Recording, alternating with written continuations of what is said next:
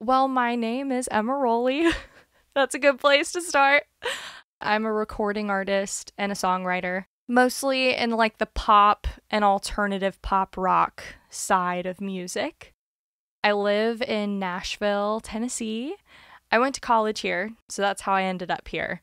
But I'm actually from the Northern Virginia area, close to Washington, D.C., which is how I met Eli through my producer, Todd Wright. So it's cool.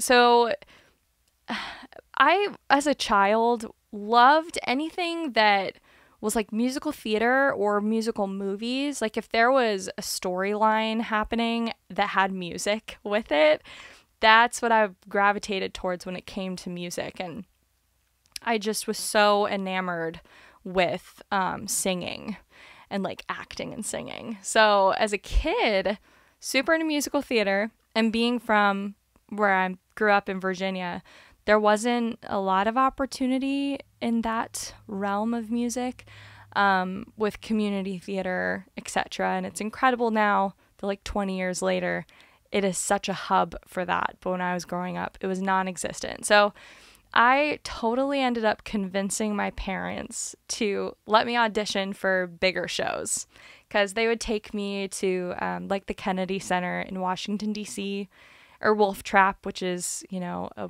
a nationally known venue.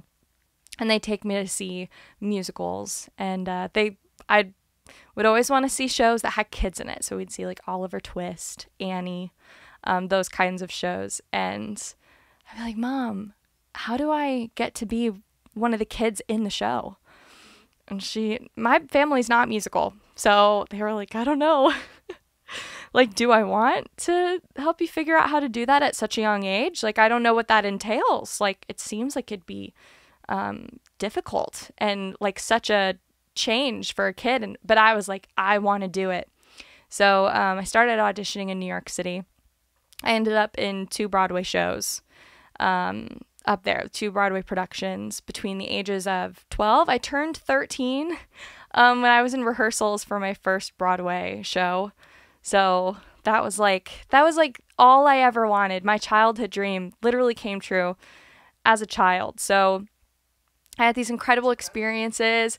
Yeah, and I'm so grateful that my parents were able to provide that opportunity for me, but that they were able to really we could do it. And so my dad lived with me in New York when I did those shows, and I was really into acting, but it was around that time when I picked up a guitar for the first time. So here I've got this whole musical theater voice, because that's all I'd ever known. And then Taylor Swift came out for the first time, and I thought it was so cool how young she was. She was, 16, putting out a record. And I was like, she wrote all these songs herself. Like, that's amazing. She plays guitar, so I wanted to learn how to play guitar. And I grew up listening to a lot of country music because I'd have a hard time falling asleep at night as a kid. And I would turn on country radio to help me fall asleep because it's all storytelling. So I already had like a knack for being attracted to that kind of music.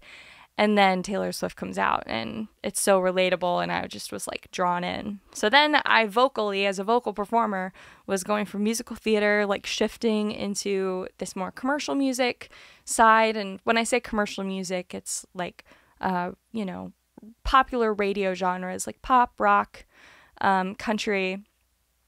And I started writing songs, and I got so into that I kind of just left the theater world, and I really wanted to focus on writing and singing. And I ended up coming to Nashville a few times through high school for different opportunities that I got here to record and write. And then I ended up at Belmont University I had the vision of doing like a pop country crossover. Very Taylor Swift. So basically I was like, I want to be like Taylor Swift. But by the time I graduated, I was like, I just want to be the next me. I just want to write to the best of whatever my writing is naturally drawn to, whatever my voice is naturally drawn to. And so by the time I graduated, it was fully pop. and like a pop alternative crossover. So I've had an interesting journey as a vocal performer, and I even have done a gig a couple times up in Michigan at the Grand Hotel on Mackinac Island, which is really random, but I would sing every night with their band, and we do a lot of jazz. So I've studied musical theater, jazz, country, pop. I sing a lot of rock. So now to be a part of this project in the way that I've gotten to be a part of it is really cool, because it's just another like facet of music that I was unaware of until you guys like decided you wanted to bring me into it, which thank you. Yeah, of course. But yeah, it was so cool. So that's my journey through music, and who knows where it will lead me next. But I'm always like, what's the next thing? Because the more genres you explore, I feel like as a musician, especially a singer, the more that you're like building your toolbox of the things that you like to do, from your vocal technique depending on the genre, and then when you're just singing your own material, it's like you have like a jazz straight tone come in here, and then you've got a riff over in this line that totally stems from like listening to country music, but it's, there's no country twang. So that's me in a nutshell. How would you personally describe your vocal range and style? So the public social media world definitely hears a lot of like my chest area. So I actually was working with a vocal student this morning over Zoom, and she's like 7. So I'm always trying to find ways to describe to her what our vocal range is, in a way that she will understand. And so it's interesting for me, because then I really have to think. I'm like, how can I really break this down? So I sort of think of vocal range as like a building, and the bottom floors are your like low area, and then the middle floors are your chest area. And I that chest area is a popular place for me. But I'm a soprano, so my vocal range is definitely on the higher end. And my shower singing is a lot of from my musical theater roots. I love the material from composers Rodgers and Hammerstein, and so a lot of their female lead material is written for a soprano voice, and so it's very operatic. So I'm like either way high or like in that chest area. So that's definitely where I exist, and you can hear it in my speaking voice too. I've got a higher speaking voice, so it's interesting when you're hearing someone talk, and you can kind of gauge what their voice probably sounds like. But you never know, because sometimes people open their mouth to start singing, and it's like nothing like you expect. But I'm very typical, like what you hear is what you get when I'm talking, and then that's what I sound like when I'm singing. You were mentioning before, I think, that like before Eli introduced you to like this whole concept of like vocal synthesizers, you hadn't really like ever seen much of it or heard much of it, right? Never. Not at all. So he was describing it to me before I ever heard anything, trying to explain it and break down all the pieces. And it was so fascinating to me. I immediately was like very intrigued. And then he played me like an example. And I was like, what? Like, that is what you described to me, but I couldn't fathom hearing it because I'd never heard it before. But the whole concept was just fascinating, and especially I really like to tune my own vocals because it helps me to understand where my tendencies are lying at the time, you know, what bad habits I have right now, and then how I can sort of work my way out of that and just develop other bad habits. But Melodyne, with tuning and being able to literally see your voice in the program and being able to manipulate it and chop up anything and move it around. So I did understand that piece of it, but not to the extent that you know, what you guys do is. And so I was just like, whoa. It is so like beyond anything that I've ever been a part of that like I feel really excited. But I just feel so curious to keep watching it unfold because it is so different. I've just never been a part of anything remotely like this. And it's cool. And I was actually at a little hangout, like bonfire thing last night. And it was at a recording studio. The bonfire was not in the studio.